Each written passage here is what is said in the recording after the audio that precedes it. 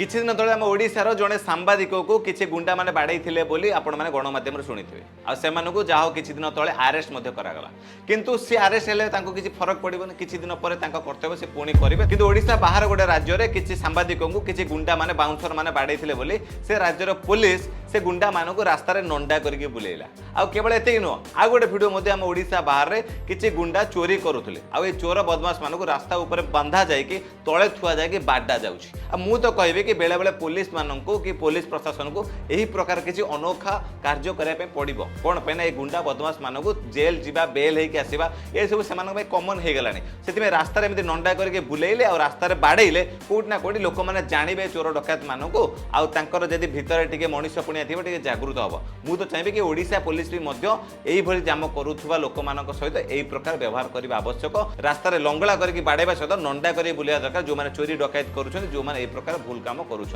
आपण मानकर कौन मतामत कमेंट सेक्शन जनइबे रही जय जगन्नाथ।